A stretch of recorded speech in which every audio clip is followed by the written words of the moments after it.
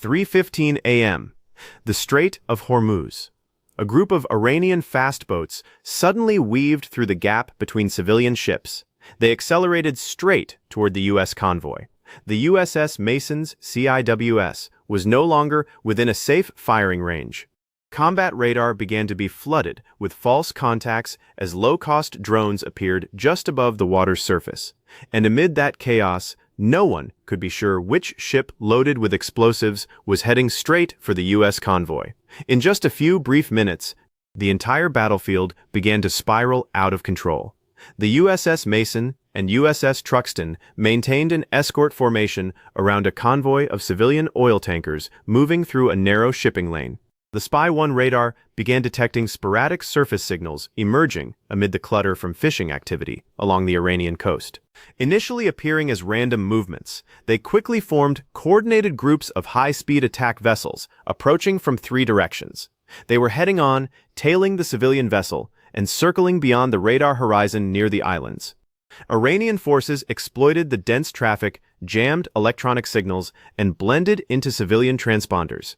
At the same time, small quadcopter drones began flying close to the water's surface, jamming the entire radar picture and forcing the EGIS system to filter through hundreds of false signals. 3:22 a.m., the U.S.S. Mason transitions to combat status. The CIWS system tracks low-flying threats, but is limited by the civilian vessel's proximity, restricting its ability to fire. The convoy begins adjusting speed and distance, but each maneuver inadvertently pushes the formation closer to the Iranian coastline.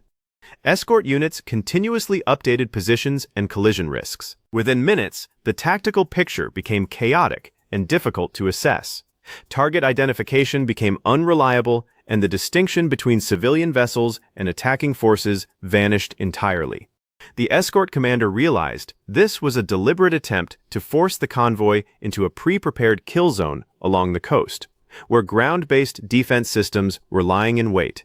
The battlefield in the Strait of Hormuz began to shift from chaos to a coordinated response. High above the Gulf of Oman, an MQ-9 Reaper begins integrating scattered radar signals, infrared data, and satellite imagery into a unified battlefield picture for the U.S.S. Mason and U.S.S. Truxton. 3:25 a.m. on the deck of the U.S.S. Mason, an MH-60 Seahawk takes off into the night and immediately descends to skim the waves. The helicopter flies low enough to evade most of Iran's coastal radar, while its FLIR system continuously scans for heat signatures among the civilian vessels. Just seconds later, a fast attack boat suddenly breaks formation and accelerates toward the outer flank of the convoy. The Seahawk immediately locks onto the target and fires a Hellfire missile that tears through the night, turning the boat into a massive fireball against the pitch-black sea fish tag 0. Moments later, the Seahawk shifted to a second target, inside the U.S.S. Mason CEEI's tactical display stabilized for the first time since the battle began. The officers in control believed the swarm might be slowing down, but Iran adapted almost immediately. Instead of charging forward as a single mass, the swarm unexpectedly split into dozens of independent groups moving among the civilian vessels. Some ships turned left, others vanished behind merchant ships or feigned retreat, forcing the Seahawk to constantly reacquire targets rather than maintain a continuous attack rhythm. Many Iranian vessels deliberately drifted toward the convoy's projected path, silently forcing the oil tankers closer to the Iranian coastline with each maneuver. Inside the U.S.S. Mason CIC, an analyst finally realized the true objective behind this swarm tactic, fish tag 1. This was no longer a simple act of harassment. Iran was using speed deception and a civilian cover to lure the entire U.S. escort force into a pre-prepared coastal kill zone equipped with anti-ship missiles, electronic warfare systems, and covert manpads units lying in wait. 3:32 a.m. The outer line of defense began to collapse. After several minutes of continuous target tracking, the MH-60 Seahawk continued to pursue the fast boats outside the convoy's defensive perimeter, while the U.S.S. Mason struggled to keep the civilian formation from breaking apart. Above, the MQ-9 Reaper continued to transmit movement data to the U.S. combat network. Then, Iran activated the next phase of the trap, fish tag 2. Along the coastline, multiple electronic warfare systems suddenly ramped up their power nearly simultaneously. Inside the U.S.S. Mason's CIE, the tactical screens began to flood with phantom contacts moving at abnormal speeds. Radar tracks overlapped. Civilian fishing boats occasionally appeared as high-speed attack craft, while some actual fast boats vanished completely amid the interference. Operators tried to manually reconstruct the battlefield, but the situation changed too rapidly, causing the entire system to become unstable. At the same time, links 16 connections across the entire U.S. combat network began to falter. Data arrived several seconds late, targets deviated from their actual positions on the screen, and coordination between the Seahawk, MQ-9, and the two destroyers became increasingly unreliable. The kill chain, which had just stabilized a few minutes earlier, began to unravel under the growing electronic pressure. Some fast boats suddenly slowed down and vanished among the civilian vessels.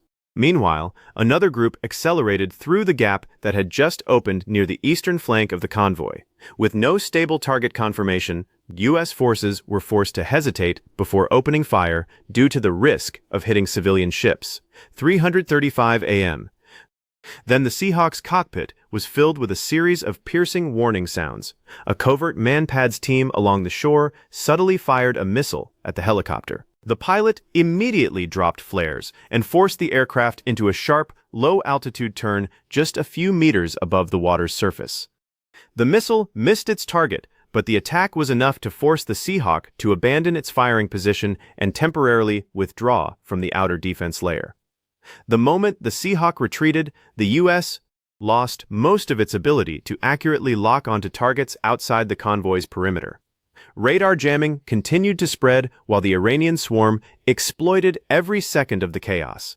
They pushed multiple fast boats through the gap the helicopter had just left behind. In a matter of seconds, Iran had breached the outer defense line and opened a high-speed attack corridor straight toward the U.S. convoy. The convoy's defensive perimeter reached a breaking point. Taking advantage of the MH-60 Seahawk being forced to change position, the Iranian commander began deploying the final solution, a large-scale suicide attack using WBIED boats, Fish Tag 3. A specialized group of 15 high-speed boats, each reinforced with steel plates and packed with military-grade explosives, broke away from the main fleet. They accelerated to a staggering 50 knots, creating V-shaped wake trails as they plowed straight into the center of the oil tanker formation. On the bridge of the U.S.S. Mason, the combat situation turned into a nightmare. The AN/Spy-1D radar remained overwhelmed by phantom targets and electronic jamming.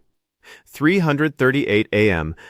As the suicide boats closed the distance to under 1,000 yards, the Phalanx CIWS operators faced a catastrophic technical setback. Because the civilian oil tankers were hugging the Mason's hull for protection, they inadvertently created a massive blind spot. The CIWS's automatic firing logic refused to activate because the target's trajectory intersected with the superstructure of the civilian ships. The ship's most powerful close-in defense system was rendered ineffective by the very convoy it was tasked with protecting. Panic began to seep into the radio communications as the first WBIED entered the imminent danger threshold. Suddenly, a low-frequency rumble echoed through the hulls of the tankers, followed by the roar of twin-turbine engines. From the darkness behind the convoy, two AH-64E Apache Guardian helicopters from a coastal forward operating base, secretly deployed for this scenario, soared over the mass of the oil tankers. They were flying just 3 meters above the waves to evade radar. The Apaches appeared like mechanical ghosts. The pilots activated the M230 0.30mm chain gun. This is where the crazy technology came into play, the IHADSS system, Fish Tag 4. The gun is directly linked to the pilot's line of sight. Wherever the pilot looks, the 30mm rounds follow with deadly precision. The lead Apache began mowing down the enemy, shredding the lead suicide boats with high-explosive, direct impact rounds. Massive secondary explosions erupted on the water's surface as the WBIED boats detonated prematurely. They created a wall of fire and debris that immediately halted Iran's attack. Despite the Apache's success, the battlefield remains a digital chaos. Iranian electronic warfare units onshore have redoubled their efforts, flooding the Link 16 network with high-intensity jamming signals. U.S. pilots and sailors are fighting blind as phantom targets constantly appear and disappear. Iran's plan is still underway. They are preparing to launch a large-scale anti-ship cruise missile, an ASCM attack from land. They are waiting for the electronic fog to reach its peak before firing. The counterattack emerges from the stratosphere. An EA-18G Growler, taking off from the distant carrier strike group, enters the combat zone. The Growler doesn't just jam back, it plays a deadly game of decoy. It deploys a swarm of ADM-160 MALD decoy drones, low-cost devices that mimic the radar signatures of fighter jets. These decoys fly straight toward Iranian missile sites. To Iranian operators, the scenario looks like a large-scale U.S. retaliatory strike is closing in. They make a fatal mistake. They crank their fire control radars and EW transmitters to maximum power to lock on to the decoys. 3:46 a.m., the Growler's specialized receivers immediately triangulated the precise origin of every signal from Iran. This high-resolution data was relayed back to the IHADSS system. The digital fog dissipated. The phantom targets vanished from the Mason's screens, replaced by verified target tracks from the remaining Mosquito fleet. The Link 16 network stabilizes, integrating the MQ-9 Reaper, Seahawk, Apache, and the Mason into a unified kill chain. With coastal positions exposed and suppressed by the Growler's surgical electronic attack, the coastal missile threat is neutralized before Iran can fire. Apache helicopters intercepted targets that had entered the danger zone around the convoy, while Seahawks returned to the outer perimeter to hunt down fleeing fast boats. The hunters officially became the hunted, and the Mosquito fleet had nowhere left to flee. As the Growler cleared the electronic fog, the U.S. multi-domain kill chain immediately resumed its lightning-fast offensive pace. #5. No longer blinded, the combat network operated as a unified whole. The MQ-9 Reaper provided precise waypoints for the Apache helicopters, while the MH-60 Seahawk used multi-mode radar to prioritize targets. A final suicide boat charged straight toward the stern of the lead oil tanker. Before it could close in, the Apache's 30mm chain gun ripped through the boat's hull, followed immediately by a Hellfire missile from the Seahawk that turned the second boat into a massive pillar of fire. 3:51 a.m. The swarm began to disperse, but the U.S. military wasn't done yet. The MQ-9 Reaper shifted from reconnaissance to direct attack mode. From an altitude of 25,000 feet, it locked on to Iran's command and control center, hidden in a coastal bunker. As the Growler completely disabled the bunker's communications, the Reaper fired its final Hellfire missile. The missile sliced through the night, striking the C2 center with surgical precision, severing the brain of the entire fleet. Without leadership, the remaining boats fled in chaos. Just 12 minutes after the first shot was fired, Iran's swarm of drones had been wiped off the surface.